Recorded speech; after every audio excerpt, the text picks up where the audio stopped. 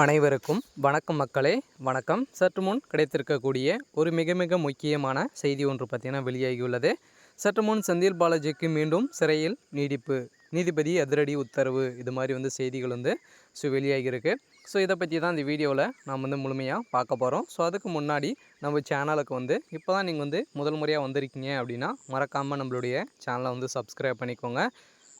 வாங்க வீடியோக்குள்ளே போகலாம். செந்தில் பாலாஜி அவர்கள் புழல் சிறையில் இருந்து வரார் இல்லையா, இது வரைக்கும் ஒரு வருட காலமாகவே மேலாகவே இருந்து வராரு. இந்த நிலையில் அவர் சட்டத்துக்கு விரோதமான பண பரிமாற்ற வழக்கில் அதிரடியாக சிக்கியிருந்தார். இந்த நிலையில் தான் அவர் புழல் சிறையில் இருந்து வரார் இல்லையா. ஏற்கனவே அதிமுகவில் இருக்கும்போதே போக்குவரத்துறை அமைச்சராக இருந்தார். அந்த நிலைமையில் பார்த்திங்கன்னா அவர் வேலை வாங்கி தருவதாக மோசடி செஞ்சுருக்காரு அப்படின்ற மாதிரி தான் அவருக்கு வழக்கு பதிவு செஞ்சுருந்து இப்போ அவர் ஒரு வருட காலமாகவே புழல் சிறையில் இருந்து வரார் இல்லையா.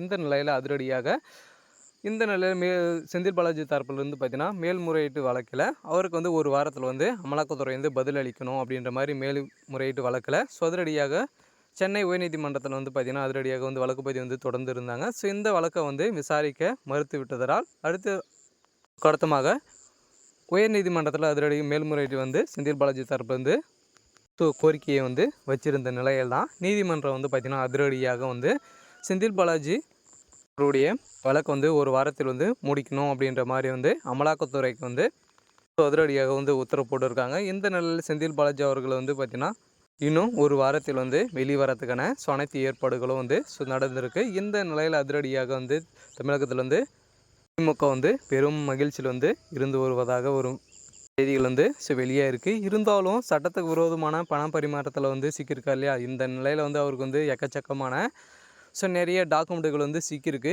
இருந்தாலும் அமலாக்கத்துறை எதனால் இவ்வளோ தாமதம் பண்ணுறாங்க, இவர் எதனால் ஜாமீனே கொடுக்காத அளவிற்கு இவர் செஞ்சுட்டு இருக்காங்க அப்படின்னு பார்த்தீங்கன்னா, அவர் வெளியில் போனார் அப்படின்னா திரும்பவும் மீண்டும் அவருக்கு அமைச்சர் பதவி முதல்வர் ஸ்டாலின் அவர்கள் கொடுக்க போகிறதாக ஒரு செய்திகள் வெளியேறிச்சு இல்லையா.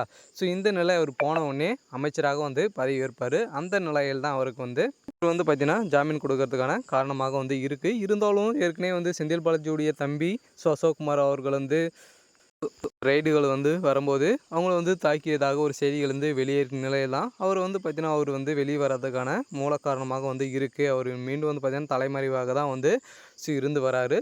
இந்த நிலையில் தான் அவருக்கு செந்தில் பாலாஜி அவர்களுக்கு ஜாமீன் கிடைக்கல அப்படின்ற மாதிரி சொல்லியிருக்காங்க.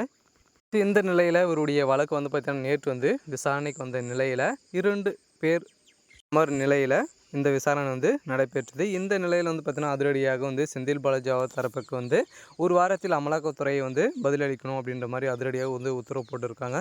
இதனால் அவருக்கு இனிமேல் அவகாசம் கேட்க கூடாது அப்படின்ற மாதிரி அமலாக்கத்துறைக்கு சிட்டாக ஒரு உயர்நீதிமன்றம் சிட்டாக உத்தரவு போட்டிருக்காங்க. இந்த நிலையில் அதிரடியாக பெரும் பரபரப்பை ஏற்படுத்தியிருக்கு. இதனால் செந்தில் பாலாஜி அவர்கள் ஒரு வாரத்தில் வெளிவருவதற்கான அனைத்து ஏற்பாடுகளும் நடந்திருக்கு. இது மாதிரி அரசியல் சார்ந்த நிகழ்வுகளை தெரிஞ்சுக்கணும் அப்படின்னா மறக்காமல் நம்மளுடைய சேனலை சப்ஸ்கிரைப் பண்ணிக்கோங்க.